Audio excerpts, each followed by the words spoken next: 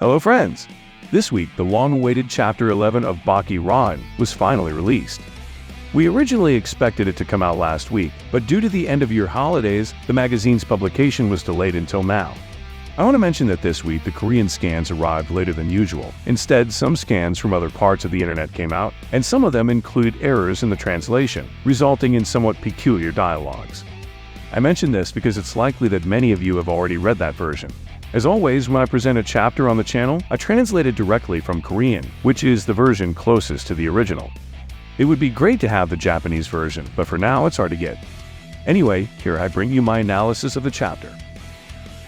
This chapter brings us the anticipated continuation of the showdown between Kosho Shinogi and Jack Hanma. After months of anticipation, we finally get to this exciting battle. The chapter begins by showing us inside the underground arena, the place where this confrontation between two extraordinary fighters will take place. The crowd is eager to see these warriors spring into action.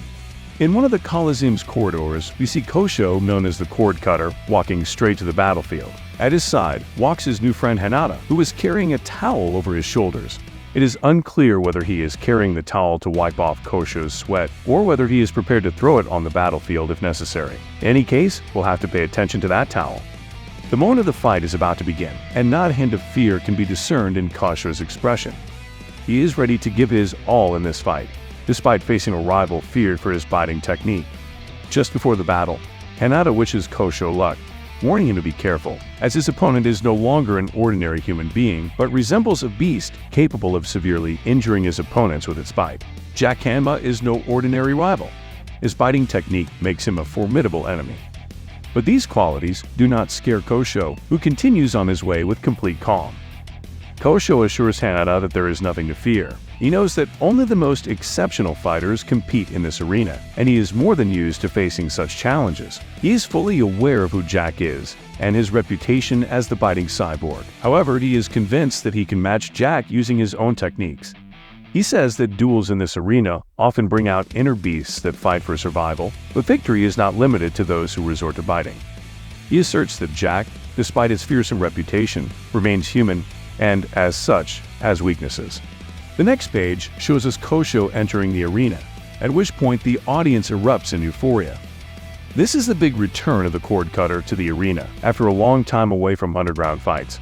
The crowd shouts his name, expressing how much they have missed him, and their eagerness to see his renewed fighting style. They acclaim him as Kosho Shinogi, the Cord Cutter, the man who transformed his fingers into lethal blades, capable of cutting with surgical precision. Everyone in the arena is aware of the danger his hands pose. Those fingers that can slice skin and muscle, as if they were real razors.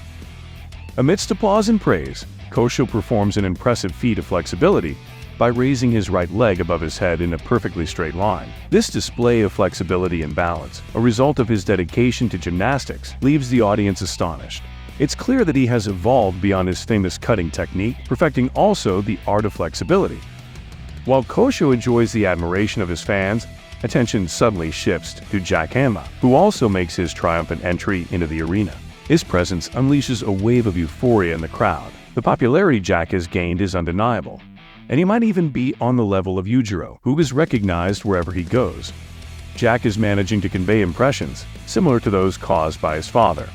The audience still remembers his epic battle against Nomi, the god of ancient sumo, and is eager to see Jack in action once more. Thus, the two contenders find themselves in the arena, ready for combat. Jack, with his usual indifference, casts a quick glance at Kosho. The referee calls them to the center of the arena, while figures like Mitsunari and Hanayama watch closely. Also, seated among the spectators, Baki tries to go unnoticed under a cap.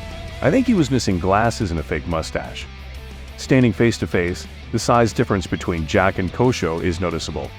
Jack, with his towering height of 243 centimeters, contrasts with Kosho's 177 centimeters, who appears almost like a child in front of his gigantic opponent. The audience comments on how Jack looks down on his opponent.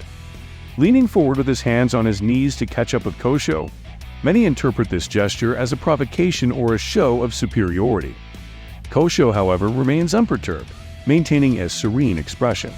Jack is fascinated by the confidence with which his opponent has entered the arena, anticipating that Kosho might have some hidden tricks up his sleeve. The referee explains the rules, stating that everything is allowed except the use of bladed weapons. The two fighters separate and take positions to begin the confrontation. Jack begins to strip off his shirt, while in the background, Kosho starts jumping, warming up his body for the combat. With the start of the fight, the audience's anticipation reaches its peak, eager to witness a memorable battle. Kosho is the first to launch an attack, but Jack, even with his back turned, notices his move, but despite this, does not get into a fighting stance. With the leap, he rises, preparing his hands to unleash his devastating slicing technique against Jack, who is barely reacting. Despite this, he manages to protect himself from the intense flurry of blows delivered by the cord cutter, who relentlessly attacks him with a combination of hands and feet. Each of Kosho's strikes is like a rain of blades falling on Jack from all directions. Despite receiving numerous wounds, Jack remains surprisingly calm. In the stands, Goki watches with amazement and awe this rain of attacks, a spectacle that sends shivers down his spine. Thus concludes this exciting chapter. I'm not sure if there will be a new chapter next week. The series has an unpredictable rhythm, but I am hopeful that Chapter 12 will arrive soon and bring us an even greater dose of action. Well, it was a chapter where we could see the mindset with which these fighters enter the combat arena. Both seem confident that they will achieve victory.